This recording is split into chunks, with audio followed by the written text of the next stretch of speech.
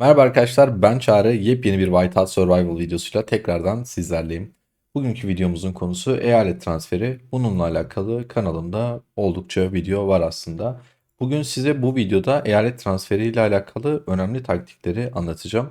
Bir tane ileri gitme taktiğimiz var. Orada sizden çok daha güçlü oyuncuların önüne geçiyorsunuz. İleriye doğru transfer olarak binlerce oyuncunun önüne geçmiş oluyorsunuz ve hiç para yatırmadan yapıyorsunuz bunu.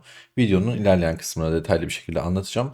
Ve eyalet seçimi nasıl yapılmalı, nasıl yapılır, kendinize göre doğru eyaleti nasıl bulmalısınız detaylı bir şekilde bunu anlatacağım. Öncesinde eyalet transferiyle alakalı bilmeyen arkadaşlar için kısa üstünkörü bilgiler anlatacağım. Çok daha detaylı videolar, bilgiler verdiğim videolar kanalımda var. Bu video dümdüz taktik ve eyalet transferi nasıl yapılmalı ve nasıl bizi para olarak, hesap olarak öne geçirir bunu anlatacağım aslında. Video hoşunuza gidiyorsa beğeni ve yorum yapmayı lütfen unutmayalım.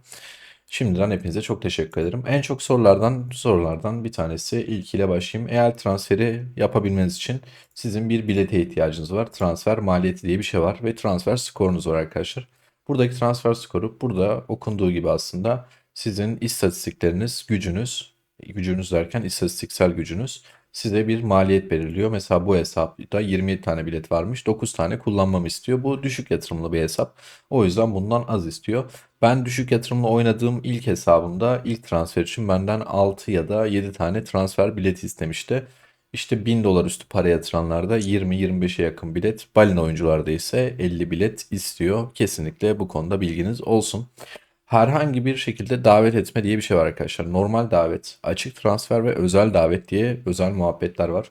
Hangi davet türü olursa olsun kesinlikle hesabınızdan bilet gidecektir. Biletsiz gitme diye bir şey yok. Bu çok yanlış biliniyor. O yüzden bu bilgiyi de kesinlikle vermek istiyorum. Eyalet transferi eyaletinize 160. güne doğru geliyor. İlk oyuna başladığınızda işte 60. günde 50. günlerde falan ilk şato savaşınızı oynuyorsunuz. Sonra 80, 85, 90. günlere doğru ilk SVS'niz geliyor. İşte 160. güne doğru da ilk transfer hesabınızda yani eyaletinizde açılacak. Açıldığında arkadaşlar nasıl transfer olacaksınız ve hangi eyalete gidebilirim sorusu aslında şöyle. Şu an mesela bu hesap 1229'da ve ilk eyaleti 714. 714'ten 1229'a kadar gelmiş bu hesap. İlk başta şöyle kafamıza göre 1200'den ya da 3000'den 4000'e gidemiyoruz. Gidebiliriz ama belli bir stratejisi ve mantığı var. Mesela burada bir transfer grubu açılmış. 986. sunucudan başlıyor. En aşağı doğru iniyorum. Burada da arkadaşlar 1308'e kadar devam ediyor. Ben sadece bu aralıklarda gidebiliyorum. İstediğim eyalete gidebilirim. İstersem oradan bir davet isterim. İstersem de yer varsa açık transferde bu eyaletlerden bir tanesine gidebilirim. O yüzden hani şey tarzı sorular sormayın. 3500'deyim. En fazla kaça gidebilirim? Bunun cevabı şu an için hani eyaletinize daha transfer gelmesi 3500 örnek olarak söyledim. Herhangi bir cevabı yok. Transfer gruplarının paylaşılması ve belli olması gerekiyor. Bunu da oyun transfer gelmeden önce eyaletinize birkaç gün önce, bir hafta önce size posta kutusuza mesaj olarak atıyor. Şu gruptasın ve şuralara gidebiliyorsun diye. Ve bunun dışında ekstra bizim yaptığımız ve Telegram ve Discord gruplarında paylaştığımız transfer grupları var. Şimdi oyun bize bir hafta öncesinde hangi grupların olacağını paylaşıyor ama bunun üstüne çalışan arkadaşlar var. Şu ana kadar da hiç sıkıntı olmadı. Bizim elimizde neredeyse bir yıllık bir transfer grubu var. Hemen sizlere onu vereyim. Detaylı bir şekilde siz de isterseniz ekran görüntüsünü alırsınız. Bir yıl boyunca transfer grupları nasıl gelecek bunu görmüş olursunuz. Hemen bakalım. Arkadaşlar bu transfer grubu burada işte 1 Şubat diyor, 15 Şubat diyor. Bunun demesinin sebebi oyunun ilk başlarında ilk transfer oyuna ilk defa yüklendiği zaman SVS'den sonra genelde transferler gelir. Hatta %100 SVS'den sonra geliyor. Birkaç kere buz alanından sonra gelmişti. O yüzden bu arkadaşlar tabloyu yaparken SVS'den sonra ve buz alanından sonra diye değerlendiriyorlar. Yani bir ayın içinde iki kere transfer gelmiyor. Sadece bir kere geliyor. Artık tamamen sistem oturduğu için hep Seves'ten sonra geleceği için biz bu grubu dikkate alacağız. Yani şuradaki yavru ağzı ya da pembe renkli olanlar bizim transfer gruplarımız. Yani 1 Şubat, 1 Mart, 29 Mart yani Nisan'ın başı, sonra 26 Nisan, işte Mart'ın başı. E, Bu şekilde pardon Nisan Mayıs'ın başı bu şekilde ilerliyor. Ben size detaylı bir şekilde göstereyim. Şu an bu bizim içinde bulunduğumuz mevcut grup. Bir sonraki transfer buradaki gibi olacak. Bunları ekran görüntüsü alabilirsiniz. Ondan sonraki bu şekilde olacak. Yeni başlayan, yeni gelen sunucuları maalesef yazamıyorlar. Onların bilgisi henüz bizde yok. Ama geldikçe bu grup güncelleniyor arkadaşlar. Güncellendikçe de biz Discord ve Telegram gruplarımızda bu tabloyu sürekli yenileyip paylaşıyoruz. 26 Nisan'da bu şekilde geliyor. 24 Mayıs'ta bu şekilde geliyor. Siz buraları yavaşlatır, ekran görüntüsü alırsınız. Hemen şöyle göstereyim. 21 Haziran, 19 Temmuz ve burada son olarak şu an bizde 16 Ağustos var arkadaşlar. Grupları bu şekilde görebilirsiniz ve bunları elinizde tutabilirsiniz. Bunları görmek neden önemli? Şimdi şu şekilde. Elimde mesela benim 9 tane biletim var. Bilet sorunum var ya da yok. Transfer nereye doğru ileri açılacak ve benim hedefim neresi? Aslında tamamen birkaç ay öncesinden bunu bilirsem ona göre hareket ederim. Bazen gruplar sıkışıyor, alt grupta kalabiliyorsunuz. Alt grupta kalmak istemiyorsanız önünüzdeki 3 ayın transfer gruplarını kesinlikle bilmeniz gerekiyor. O yüzden bu tabloları Telegram ya da Discord'a girerek kesinlikle elinizde bulundurun ve dediğim yerlere bakmanızı tavsiye ediyorum. Bu videoyu arkadaşlarınızla paylaşırsanız onlar da ekip olarak ya da ittifak olarak plan ve projelerini gerçekleştirebilirler. Şimdi sıradaki konum arkadaşlar. Çok kafanızı karıştırmadan parça parça gitmeye çalışacağım. Herhangi bir notum yok. Tamamen en çok gelen sorulardan ilerliyorum. Nasıl, hangi eyaletlere transfer olmalıyız? 3 tane bizim grubumuz var aslında. Bir tanesi öncü eyalet dediğimiz inanılmaz güçlü eyaletler. Bu eyaletler arkadaşlar çok böyle şeydir. Balinaların, megalodonların çok fazla para yatıranların oynadığı ve orada Tiran savaşlarına ve SVS savaşı odaklı eyaletlerdir. Bir tane orta sınıflandırdığımız bir eyalette 2-3 tane balinanın olduğu eyaletler, bir tane zayıf eyaletler var. Genelde bir tane balina oluyor, başka olmuyor. Bir de ölü eyaletler var. O eyaletlerde de balina olmuyor. Peki eyalet seçerken neye göre karar vermeliyiz? Şimdi o öncü dediğim ya da çok yüksek yatırımlı güçlü oyuncuların olduğu eyaletlerden bir tanesini seçerseniz size en büyük katkısı ne olur? Etkinlikler ittifakınızla birlikte kazanırsınız ve bu etkinlikler sayesinde yüksek ödüller alırsınız. Birincisi bu arkadaşlar. İkincisi kesinlikle şu, o balina oyuncular paketler satın aldıkça sizin çantanızdaki hızlandırma ve elmaslarınız ve kaynaklarınız birikmiş olur. Bu sizin için kesinlikle bir avantaj. Dezavantajları da var. O eyaletlerde genelde subay silahlanma gibi 50 bin elmas toplayabileceğiniz etkinlikleri kazanmanız imkansıza yakındır. Ya da 3 ayda bir 4 ayda bir gelen özel etkinlikleri o eyaletlerde kazanamazsınız. Çünkü çok fazla para yatıran oyuncu olduğu için. Normalde çok rahat kazanabileceğiniz eyaletlerde orada ilk 20'ye bile giremeyebilirsiniz. Düşük eyaletlerde dediğim gibi bu 3-4 ayda bir gelen özel etkinlikleri, subay silahlanma 50 bin etkinliklerini ya da böyle ayda bir kere gelen buz alanı kralı tarzı etkinlikleri bile eğer o kahramanı istiyorsanız orayı bile çok rahatlıkla çok düşük puanlarla kazanabilirsiniz. Kendi düşük hesabınızla belki çok ölü bir eyalette, normal bir eyalette rally açamayacakken orada rally saldırıcısı ya da rally savunucusu olabilirsiniz. Tamamen aslında isteğinize bağlı. Bunlardan bir tanesine karar verin. Genelde bir insanlar şunu yapıyor. Bir tane güçlü bir eyalette duruyorlar. Orada güzel bir birikim yapıyorlar. Sonra ölü bir eyalete transfer oluyorlar. O ölü eyalette tüm etkinlikleri topluyorlar. Sonra isterlerse orada güçlü bir şekilde oynuyorlar. Sıkılırlarsa da iyi bir eyalete ya da orta bir eyalete gidip oranın bir parçası oluyorlar. Orada devam ediyorlar. Hani her şey burada aslında size bağlı. Bir ekip oyuncusu mu olacaksın? Bireysel olarak mı güçlenmek istiyorsun? Buna karar verdikten sonra bu söylediğim ve anlattığım şekilde eyaletinizi seçebilirsiniz. Peki ölü eyalet nasıl bulunur? Zayıf eyalet ya da yüksek güçlü eyalet olduğunu nasıl anlarız? Şurada eyalet listesi geliyor. Bu tablo zaten eyalet transferi şeye geldikten sonra, etkinliği geldikten sonra geliyor. Eyalet listesine girdiğinizde en güçlü eyaletleri şu şekilde öncü eyaletleri görebiliyorsunuz. Pardon, böyle değil, burada öncü yazıyor. Zaten bu öncü eyaletlerin fark edersiniz arkadaşlar. Diğerlerine girebilmek için 680 milyon güç sınırı varken burada 372 var. Burada mesela 55 tane bilet hakları varken burada sadece işte 40 tane varmış, 25 tane varmış ki bunlar ekstra şey almışlar. Buff almışlar diyebilirim yeni gelen güncellemeyle. Ya da başka bir önce eyalet bakayım örnek gösterebileceksem. Şuradan mesela buradan sadece 30 artı 15, 20 artı 10 alabiliyorlar. Şuradaki neye göre alıyorlar bunu bilmiyorum bu arada ben de. Son gelen şeyle birlikte herhalde. Evet, 3 sezon boyunca öncü statüsü ard arda olunca bu tarz ekstra şeyler veriyor. Transfer şeyleri veriyor ki eyalete oyuncu getirebilsinler. Tamam, son güncellemeyi hatırladık. Şimdi zayıf eyaletleri falan nasıl bulacağız? Mesela bu düşük yatırımlı bir hesap. Liderlik tablosuna gireceksiniz. Kişisel gücü ya da herhangi başka bir şeye bakmayacaksınız. Sadece kahraman gücüne bakacaksınız. Ben şu an bu eyaletteyim. Bu eyalet bayağı güçlü bir eyalet. Çünkü ben 41. sıradayım. 10 milyon kahraman gücüm var. Toplam kahraman gücüne baktığımda burada 119. sıradayım.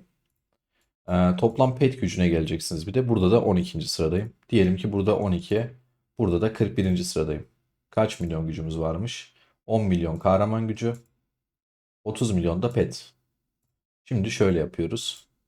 Buradan eyalet transferine geliyoruz. Burada ileriye doğru gitmek istiyorum. Mesela şuraya bakıyorum. Bu eyaletin girip kahraman gücüne bakıyorum. Benim 10 milyon vardı. Burası güçlü bir eyalet. Ben 10 milyon kahraman gücümle burada yine 44. oluyorum. Bir şey değişmemiş oluyor. 30 milyon pet gücüyle de buralarda yer alıyorum ama bu benim isteyebileceğim tarzda öyle bir eyalet değilmiş. Bunu anlamış oldum. Şuraya mesela bakalım. Burada 10 milyon güçle yine 30'lara falan çıktım. 10 sıra atlamış oldum. Ama buralar yine iyi bir örnek değil. Daha böyle zayıf bir eyalet bulmamız lazım. 10 milyon kahraman gücüyle burada 28'lere kadar gelebiliyorum. Toplam pet gücüyle ise 30 milyonla burada direkt ilk 10'a girebiliyorum. Ya bu şekilde tamamen biraz şansınıza ama şu an detaylı bir şekilde ben bakamadım. Sizin burada girip arkadaşlar çok detaylı bir şekilde tüm eyaletlere tek tek bakabilirsiniz kendi hesabınıza göre. Şuraya bakalım. Lan nereye tıklasak güçlü eyalet geliyor. Dur şuraya bakalım. Oha. Önce olacak adamlar neredeyse. Bu eyalet grubunu bilmiyorum ya oradan sıkıntı yaşadık. 10 milyonla burada yine 28'lerdeyim. Et gücü burada 30. Ya bu arada arkadaşlar ben denk getiremedim bu videoda kusura bakmayın ama siz o 10 milyon kahraman gücüyle burada 3. 4. ilk 5'e girebileceğiniz, ilk 10'a rahatlıkla girebileceğiniz ölü eyaletler bulabilirsiniz. Yani ben size bunun zaten nasıl yapılacağını göstermek istemiştim. Kendim yapamadım. Çok zaman kaybetmek istemiyorum. Tek tek bu şekilde eyaletlere bakacaksınız. Ne olmak istediğinize, hesabınızın ne olmak istediğine ve nasıl bir oyun tarzınız olacağına karar verdikten sonra doğru eyaleti bu şekilde bulacaksınız. Şimdi altın değerinde en önemli bilgiyi vereceğim. İleri doğru transfer olmak. İleri doğru transfer olmak ne demek? Öncelikle ileriden kastımı söyleyeyim. Çok soruyorlar. Ben bu hesap için söylüyorum. 1200'deysem ileri doğru gitmek 2000'lere doğru gitmek anlamına geliyor. 1300, 1400, 1500.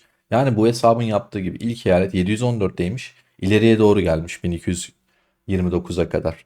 İşte geriye doğru gitseydim bu 300'lere 200'lere doğru inecekti. Amacımız kesinlikle şu. Bireysel olarak güçlenmekten bahsediyorum. İleriye doğru gittikçe arkadaşlar siz güç kazanıyorsunuz. Hani bireysel olarak burada istatistik gücünüz artmıyor ama şuradaki liderlik tablosunda ve istatistik olarak çok çok daha güçleniyorsunuz. Yine onlarda bir artış olmuyor ama gittiğiniz yerdeki oyuncular sizden düşük oluyorlar. Şimdi bunu size şu şekilde bir tane siteden göstereceğim. Şöyle bir tane sitemiz var. Diyelim ki arkadaşlar ben bu sitede kaçta olalım? Şu anki transfer grubuna bakalım. Hemen size hızlıca şeyi göstereyim önce. İleri gitmedeki avantajı göstereceğim. Evet, kusura bakmayın arkadaşlar. O örneği verebilmek için bu hesaba geçiş yapmam lazımdı. Biraz önceki size ekranda gösterdiğim transfer gruplarından bakarsanız bazı eyaletlerde bazı genlere geldikten sonra artık transfer grupları çok absürt yükseliyor. Mesela şöyle bir örnek göstereyim size. O işte orada inanılmaz bir şekilde kâra geçiyorsunuz. Mesela burada 2123'te transfer başlıyor, tamam mı? İlk eyalet burası. İlk başlangıç eyaleti. Burada haftaya Gen 7 gelecek. Şimdi en aşağı iniyorum 2123'ten. Nereye kadar açıldığını göstereyim.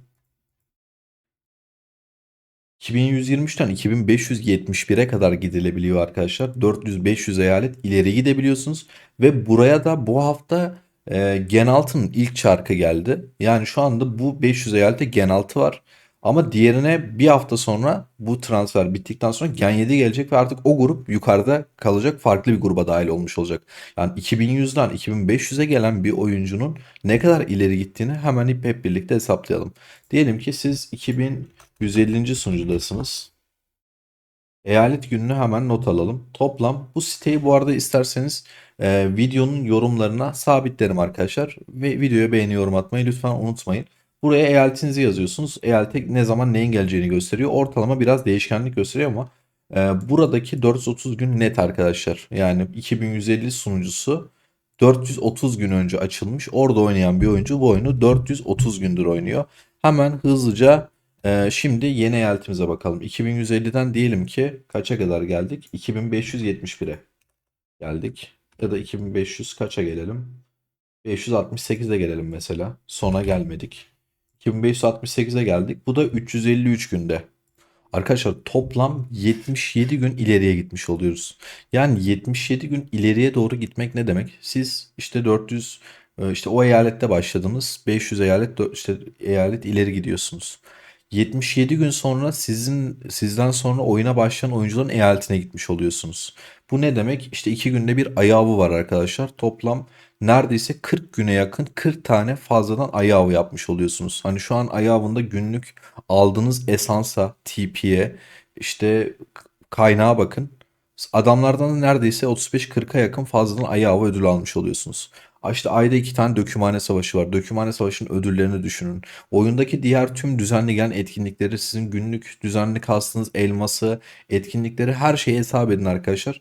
İnanılmaz, yani paket olarak varsaydığınızda neredeyse şu kadar ileri gitmek 40-50 bin liralık paketten çok daha pahalıya denk geliyordur. Bunu hesapladığınızda kendiniz de göreceksiniz. Ama amaç sadece şey değil. Düzenli olarak sürekli ileri gitmek değil. Tamam, gidersiniz. Gittiğinizde benim bu söylediğim şekilde güçlenirsiniz. Ama bir noktada kendinize ileriye doğru gittiğinizde bir ekip, bir eyalet bulmanızı kesinlikle tavsiye ediyorum. Çünkü bu solo, bireysel bir şekilde oynanacak bir oyun değil. Bir ekibin parçası olmadıktan sonra, güzel sohbet muhabbet etmedikten sonra, eğlenceli bir şekilde arkadaşlarınızla etkinlikleri oynamadıktan sonra hiçbir anlamı yok. Bireysel oyundan keyif alan kişiler hiç eyalet bakmaksızın tamamen zayıf eyaletlere gidebildiği kadar ileriye gidebilirler. Tabi oyunun belli bir sınırlandırmaları var. Örnek veriyorum. Önceden bir 90 gün sınırı vardı. FC5 eyaletinde, FC5 seviyesinde 90 gündü. Onu 120 güne çıkardılar. Bu 77 gün ileri gitme muhabbeti biraz önce ekranda gösterdiğim. 120 gün ileriye gittikten sonra size diyor ki artık ileriye gidemezsin kardeşim, bekle diyor. İşte FC8 olduktan sonra bu limit, sınır artıyor. FC 10'a geldikten sonra arkadaşlar tekrar bu sınır artıyor. Maksimum 180 güne kadar artıyor. Biraz önce galiba yanlış söyledim. FC 8'de 120 gün. Evet, FC 8'de 120 gün ileri gitmiş olabiliyorsunuz maksimum. 121 gün bile gidemiyorsunuz. Bu eyalet açılıyor ama buraya tıkladığınızda diyor ki sana işte 120 gün sınırını geçtin diyor. Eyaletinizde FC 8'den FC 10 geldiği günden itibaren artık o 120 günlük sınır 180'e çıkmış oluyor. Muhtemelen yeni FC seviyeleri geldikten sonra FC 12 ya da 13 hangisi gelirse artık o 180 günde muhtemelen 200 küsür, 240, 260 günlere falan çıkaracaklarını tahmin ediyorum. Bir sürü oyuncu çünkü artık 180 gün sınırlarına dayanmış, oyuna yeni bir FC seviyesi gelmesini bekliyorlar. Tamamen mantık buydu. Oyuna hiç para atmadan bu şekilde ileriye doğru giderek hesabınızı güçlendirebilirsiniz. Bunu anlatmaya çalışmıştım. Bununla alakalı çok fazla soru geliyordu. Diğer eyalet transferiyle alakalı en çok sorulan sorulardan bir tanesi, şunu söyleyeyim. Çantanızdan, hesabınızdan hiçbir şey eksilmiyor. Sadece arkadaşlar çantanızda korumasız kaynaklarınız var ya, şu sandıkları açmayın. Hiçbir zaman sandıklar gitmez. Bu dışarıdakilerden bu korumalılar kalır. Bu korumasızlar silinir. Bu kadar. Başka hiçbir şey gitmiyor hesabınızdan. Mesela bugün transfer günü diyelim. Burada subay projesi var. Bitiyor tam. Son bir saati kalmış ve ben transfer olacağım ve bunu oynuyorum. Kazanırsanız arkadaşlar buradaki ödülleri gittiğiniz eyalete size gönderiyorlar. Genel olarak sorulan en çok sorular bunlar. Yine kafanıza takılan bir şey varsa lütfen yorumlarda sorun ya da eski çektiğim transfer videolarını da izleyebilirsiniz. Seviliyorsunuz. Kendinize çok iyi bakın. Yeni videolarda görüşmek üzere. Sağlıcakla kalın.